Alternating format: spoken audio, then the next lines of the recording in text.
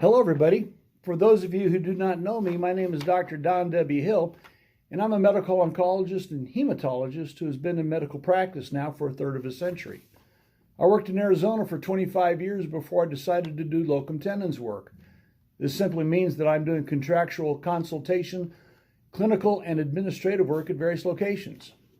Although I am now back on the mainland, I spent 5 full years in Hawaii where I authored a work of fiction called the DNR trilogy, which is a rather dark tale about a medical student named J.D. Brewster who becomes dehumanized by the brutality that he experiences on his clinical clerkship rotations.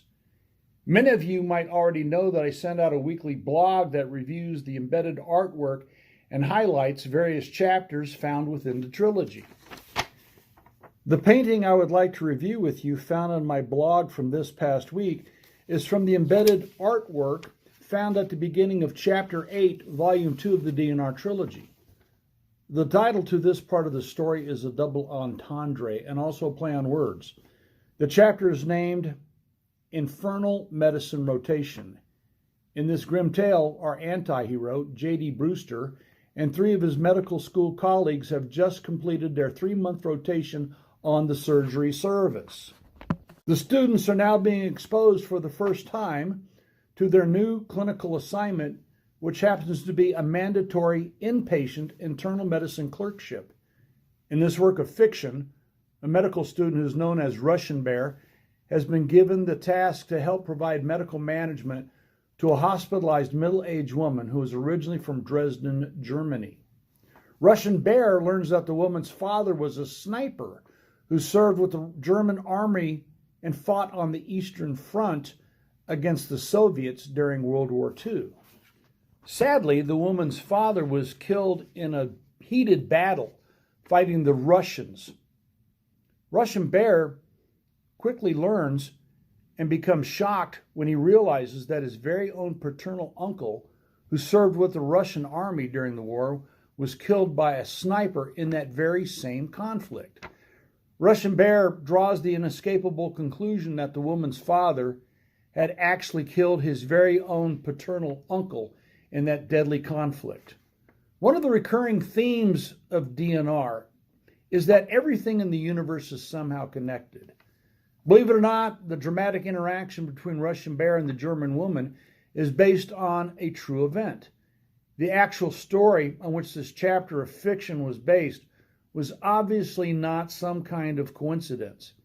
These people were destined to meet for some reason that is far beyond my scope of understanding about how God manipulates circumstances for reasons that we as humble mortals are just unable to discern.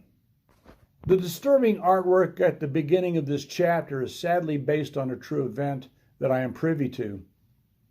The German woman tells Russian Bear that she was a teenager during World War II, and she somehow survived the firebombing of her beloved city of Dresden. To her own horror, she witnessed a father clutching a small child in an attempt to flee the conflagration caused by the Allied bombing. They escaped from a burning building, but unfortunately the asphalt in the street had liquefied from the firestorm. She watched in abject terror as the man and his small child became entrapped in the burning tar. In an unspeakable testimony to man's own inhumanity, the father and his infant were subsequently incinerated while they were still very much alive. As the woman professes that she is perpetually haunted by the high-pitched screams of agony that she heard, which had emanated from the doomed man and his child, the Russian Bear understandably adopts the cynical life view and the personal mantra of his colleague J.D. Brewster that perhaps God indeed backed the wrong primate after all. I know very well that readers will find this component of the DNR trilogy unsettling and not particularly joyful to digest, but nonetheless appreciate that it is a meaningful and thought-provoking chapter. Until next time, stay well, stay healthy, and I hope you enjoy the read.